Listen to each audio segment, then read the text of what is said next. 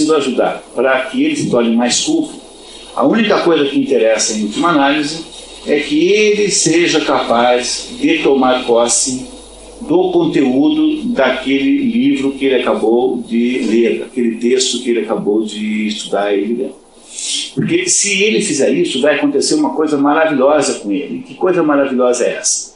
Então, deixa eu ver se eu explico para vocês o que acontece com as pessoas quando são capazes de buscar o ouro que está dentro daquela urnazinha.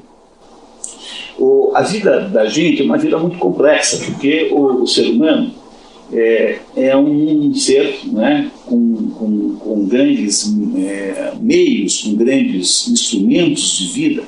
Então a nossa vida é muito complexa, por essa razão que a vida das formigas não é complexa, é simples. A vida dos gafanhotos também não é isso, né? A vida dos periquitos também não é uma grande coisa. A nossa vida é muito complexa, muito mais complexa em qualquer outra vida.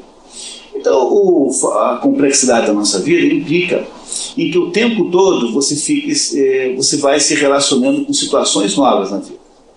Então, o que é a nossa vida? A nossa vida é um conjunto de encontros com situações surpreendentes, coisas que você jamais pensou que fosse acontecer com você, coisas novas e coisas inusitadas, coisas que você não tem ideia de que podiam acontecer. A vida é assim, né? A pensar se fosse o contrário, se fosse uma existência completamente programável, completamente inimaginável desde o início, seria uma vida muito chata. Mas o processo da vida é esse: você vai se deparando com um fantasma, com um desconhecido em cada curva da vida. Não é assim? Tem uma curva para frente e uma curva para trás. A curva para trás é aquela em que você abandona o teu passado, embora ele jamais vá embora, porque ele passa a ser real o resto da vida. E a curva nova é aquela em que você não sabe o que tem lá do outro lado. A nossa vida é assim. Então, dois jeitos de você lidar com esse fato da vida o primeiro é você se preparando para matar todas no peito. Quer dizer, você se prepara para lidar com todas as situações com seus próprios meios e fazendo isso de modo até desafiador ao destino, coisa que não é muito recomendável, porque essas coisas dão um azar desgraçado e o destino resolve brincar então para ver se você sabe fazer isso mesmo. Não é uma boa ideia. E a segunda ao se deparar com os fatos da vida novos, que necessariamente irão acontecendo, você vai, ao olhar para um determinado fato, ao olhar para ele, você diz assim: eu sei o que está acontecendo, porque eu conheço essa situação típica que está acontecendo, porque essa situação típica é a situação que eu já li no livro tal. O que faz para você? O que é cultura? Cultura é, em última análise, uma ajuda para você amadurecer mais rapidamente. E como tal, se vocês forem pensar bem, tudo está cheio de coisas assim. Por exemplo, vocês conhecem a ideia a história da Bela Adormecida? E que também é parecida com a da Branca de Neve, né? As duas têm os mesmos episódios. Qual é o sentido da Branca de Neve e da Bela Adormecida? Para que existe essa história? Essa história tem que ter um sentido, em última análise.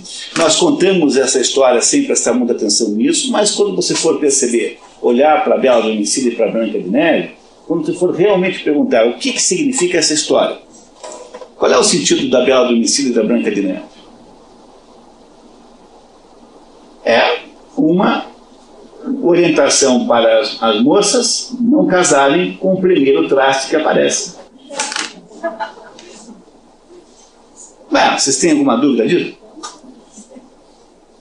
A ideia da Bela Adormecida e da Branca de Neve é um processo, é uma recomendação existencial para você não casar com o primeiro traste. O problema é que você sempre descobre que é um traste depois que casa. Então aí está a dificuldade prática do assunto, é essa, né? Porque essa descoberta sempre é uma descoberta tardia e irrecuperável, né? Às vezes, né? Sob certos pontos de vista. Não é isso, né? Você não concorda com essa interpretação? Então como Para que serve, portanto? Qual é o sentido da Branca de Neve e da Bela Adormecida? É você ensinar as meninas uma sabedoria a respeito da vida feminina, da vida, da própria possibilidade existencial feminina. Entenderam isso? Que tem um sentido que a gente precisa descobrir. Agora, você imagine quanto está mais preparada para a vida real, concreta, uma menina que entendeu isso antes de casar com o primeiro traço. Vocês compreenderam essa ideia? Quer dizer, o que é o sentido de cultura agora ficou absolutamente claro, porque cultura é esse equipamento que ela tem, que essa pessoa tem, e que permite que ela se defronte com as coisas da vida de uma maneira mais preparada, mais madura. Então, cultura é alguma coisa que gera maturidade em você, quer dizer, alguma coisa que transforma você numa pessoa mais madura, utilizando para isso a experiência alheia e não a sua própria. Porque ficar maduro às custas de você passar 40 e poucos anos quebrando a cabeça, né, também não tem muita graça, né? Quer dizer, qual é o método que tem isso? Então, a maturidade boa é barata. Você vai para a vida com uma certa sabedoria, vamos dizer assim, né? E vai para a vida com uma certa sabedoria. Esse é o sentido de cultura, em última análise. Isso é cultura. Cultura não é saber detalhes sobre obras, cultura não é ser beletrista. Antigamente tinha a figura do beletrista, que hoje não tem mais, porque hoje ninguém mais vê nada e hoje os assuntos são outros. Mas quando não tinha televisão, quando os salões, né, só lidavam com assuntos literários, né, os escritores, não tinha o tal do beletrista, que era um fulano que sabia detalhes de tudo quanto é assunto, mas ele não entendia absolutamente nada no fundo. Ele, aqui é o que os franceses chamam de idiot savant, quer dizer, o idiota sabichão. Tem uma peça do Molière chamado As Sabichonas, que é desse assunto também. São pessoas que não têm lá nenhuma cultura, mas é que parece que tem e ficam então fazendo de conta que tem.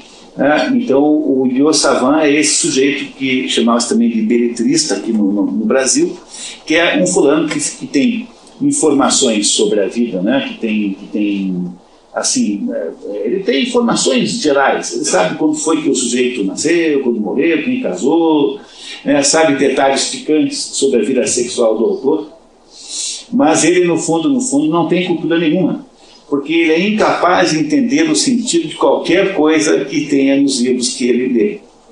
E que é o mesmo fenômeno de quem tem o tal do diabo do hábito da leitura. Porque fica lendo ferozmente tudo e não entende absolutamente nada do que lê. Pois não, você tinha uma pergunta, né? Eu queria comentar que as duas histórias, né, a Branca de Neve e a Cinderela, elas acordam com o beijo, né? E para mim, até o momento, era a passagem da infância para a transformação em mulher. De certo modo é assim também, de certo modo também é assim, mas é assim, quer dizer, ela deve esperar até o homem adequado aparecer, né? Porque entre os diversos pretendentes, as mulheres essencialmente esperam ser elas esperam e escolhem, né? Não é assim que é feito de modo geral. Quer dizer, os homens assediam, os homens se apresentam, fazem então exercícios de exibicionismo masculino, que no caso dos pavões é fazer o rabo ficar tudo bonito, no caso dos homens é ganhar a partida de futebol, tirar primeiro lugar, fazer essas coisas masculinas para se tornarem dignos. Aquilo que ontem à noite nós vimos aqui, lá pelo João Selvagem, que achava que tinha que matar um leopardo, né, um leão da montanha, para poder ser digno do amor da Lenina. A Lenina devia exigir dele uma prova de coragem para que ele pudesse se tornar então elegível como marido. Era essa a ideia do João Selvagem, no livro de ontem à noite do Admirável Mundo Novo. Então as mulheres recebem propostas de diversos homens, né? Os homens propõem, olha, eu sou fulano e tal, e aí elas escolhem um. Então a ideia central dessas duas histórias é que é preciso às vezes esperar para aparecer uma parceria, né? Um homem mais adequado, melhor para aquela mulher naquele momento da sua vida. Isso implica também numa maturidade feminina, não é isso? Você não deixa de ter razão. Mas é um pouco mais amplo do que você está imaginando.